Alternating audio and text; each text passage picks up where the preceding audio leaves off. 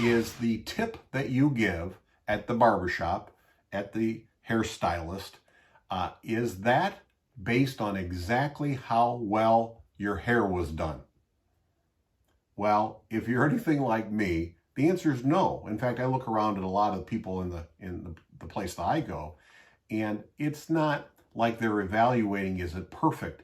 They give a tip, they pay the price, and they give a tip based on just their relationship and appreciation for the person that's doing their hair. Now, if they have a problem with their hair, I suppose they point it out, but you know what I mean. I mean, the tip that you often give isn't exactly related to the perfect analytical, technical way they gave your haircut. And the point is, it's the same way in cleaning.